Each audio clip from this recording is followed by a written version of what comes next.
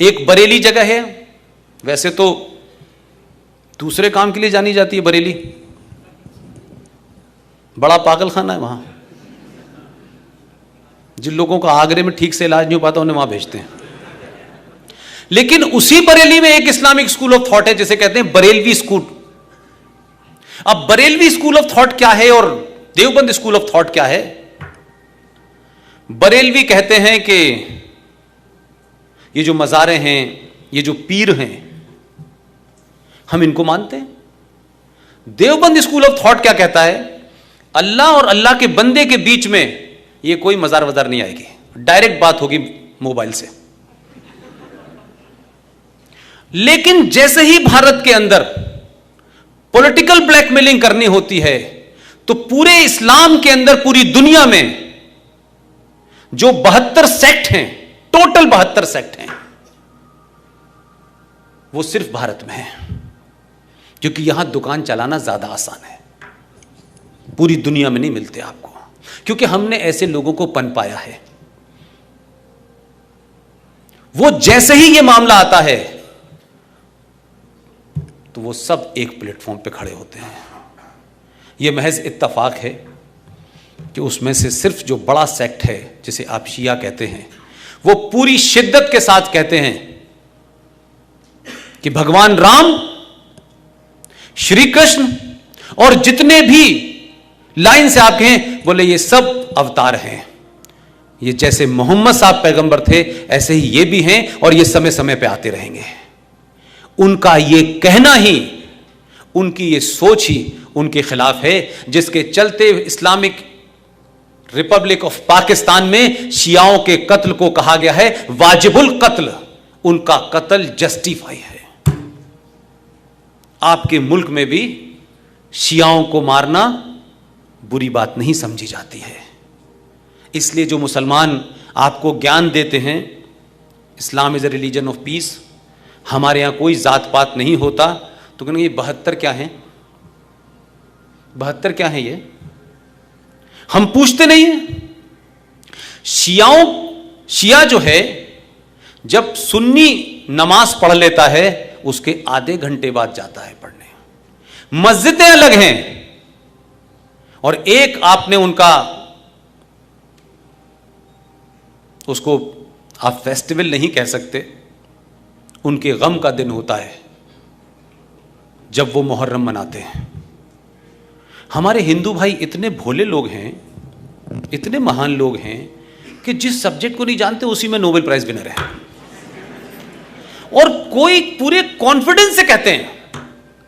मैं जब यूनिवर्सिटी में पढ़ा करता था तो आर्ट्स फैकल्टी, आप जानते हैं हर यूनिवर्सिटी की सबसे ज्यादा नटोरियस होती है।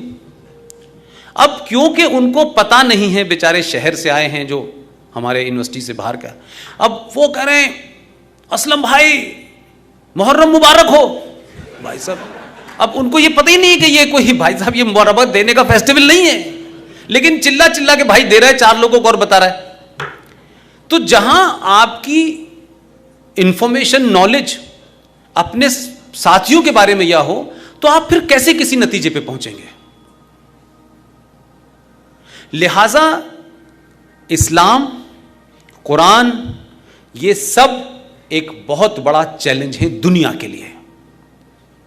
पूरी दुनिया आपके न्यूक्लियर पावर को माने या ना माने, आप विदेशी अखबार पढ़िए, पूरी दुनिया आपके साथ एक बात में आपकी ताकत को मान रही है, या मान रही है कि उनकी मजबूरी है। दोनों में से कोई भी चीज आप मान लें।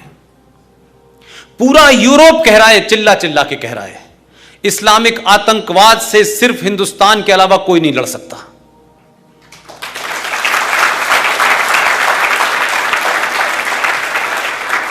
और इसलिए नहीं कि हमारे पास बहुत सारे बम हैं, ये वजह नहीं है। आप इस सोच से पिछले 700 सालों से लड़ रहे हो। आप लड़ते लड़ते लड़ते लड़ते आपके अंदर रेजिस्टेंस आ गया है। आप कंफ्यूज नहीं हो, कुछ % लोग कंफ्यूज हैं। यूरोप में लोग लड़ ही नहीं सकते क्योंकि 100 साल से वो लड़े ही नहीं है। उनकी सेनाएं सिर्फ 26 जनवरी और 15 अगस्त के लिए निकलती हैं बाहर, और कोई काम ही नहीं करती हैं। हम तो लगातार लड़ रहे हैं। हमारी प्रैक्टिस कश्मीर में भी जारी है, हमारी प्रैक्टिस माओवाद में भी जारी है, छत्तीसगढ़ में भी जारी है। हम तो रोज लड़ रहे हैं और रोज उस मानसिकता से आइडियोलॉजिकल लेवल पर, इंटेलेक्चुअल लेवल पे हम लड़ रहे हैं। तो यूरोप को क्यों लगता है कि साहब आप इस्लामिक आतंकवाद से लड़ सकते हैं? वो आप पे भरोसा कर रहे हैं, आप अपने ऊपर भरोसा नहीं कर रहे हैं। इसका यह कोई मतलब नहीं है कि इस्लामिक आतंकवाद से लड़ने के लिए आप निकलिए और 2 मुसलमान को चांटे मार दीजिए निकल के, यह मेरा कोई मतलब नहीं है। आपका कंफ्यूजन यहां खत्म हो जाए, यहां ठीक हो जाए आप, और इससे न शर्माएं कि मेरे यह कहने से कोई नाराज हो जाएगा, क्योंकि दूसरों ने आपकी नाराजगी की चिंता नहीं की, मुल्क बांटने के बाद भी नहीं की। वो कहते हैं Islam is a religion of peace, हम भी मानते हैं Islam is a religion of peace, लेकिन फर्क यह है कि पीस की डेफिनेशन और पीस की स्पेलिंग अलग अलग है। दोस्तों, धारा 370, कभी ऑक्सीजन का मुद्दा तो कभी चीन के साथ लड़ाई, ये वो तमाम सारे मामले रहे जब विपक्ष ने बीजेपी को घेरने की कोशिश की, नरेंद्र मोदी पर सवाल उठाए। एक तरफ जहां विपक्ष अपने काम में लगा रहा तो दूसरी ओर बीजेपी सरकार अपनी नीतियों पर चलती रही। और यही वजह है कि आज भी मोदी की गूंज भारत में ही नहीं बल्कि पूरे विश्व में है। और ये बात हम नहीं कह रहे बल्कि आंकड़े बता रहे हैं। दरअसल अमेरिकी data intelligence form morning consult political intelligence के द्वारा एक सर्वेक्षण किया गया और जो आंकड़े सामने आए वो विपक्ष की नींद खराब करने के लिए काफी हैं।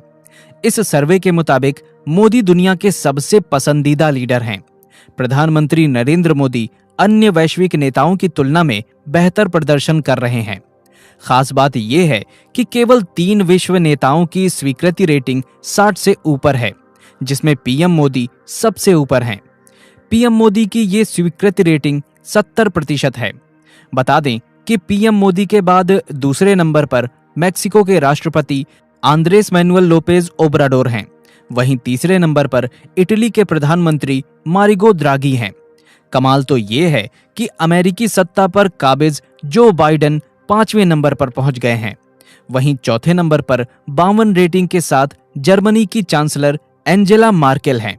वहीं जो बाइडेन की रेटिंग 50 से भी कम है। ये आंकड़े जिसने इकट्ठा किए वो मॉर्निंग कंसल्ट हैं, एक पॉलिटिकल इंटेलिजेंस है जो अभी Australia, Brazil, Canada, France, Germany, Bharat, Italy, Japan, Mexico, दक्षिण कोरिया, स्पेन, यूनाइटेड किंगडम और संयुक्त राज्य अमेरिका में सरकारी नेताओं के लिए अनुमोदन रेटिंग पर नजर रखता है। साप्ताहिक आधार पर इस पेज को सभी 13 देशों में नए डेटा के साथ अपडेट किया गया है, जो दुनिया भर में बदल रही राजनीतिक हलचल को दिखाने के लिए काफी है। ये आंकड़े बताते हैं कि नरेंद्र मोदी के नेतृत्व में भारत में कई मुकाम हासिल किए गए हैं और अब विदेशों में भी भारत का डंका बज रहा है और जल्द ही भारत विश्व गुरु भी बन जाएगा। इस बारे में आपकी क्या राय है, हमें कमेंट में अवश्य बताएं। दोस्तों, वीडियो में बताई गई बातों से अगर आप भी सहमत हैं तो वीडियो को लाइक करने के साथ साथ ज्यादा से ज्यादा लोगों तक शेयर करें, क्योंकि जागरूकता फैलाने से ही फैलती है। और अगर आपने अभी तक हमारे YouTube चैनल अखंड हिंद को सब्सक्राइब नहीं किया है तो अभी सब्सक्राइब करें, क्योंकि आपका साथ भी बहुत जरूरी है। मिलते हैं एक और नई वीडियो में, तब तक के लिए आप अपना और अपनों का ख्याल रखें। वीडियो को अंत तक देखने के लिए आपका बहुत बहुत धन्यवाद। जय हिंद, जय भारत, वंदे मातरम।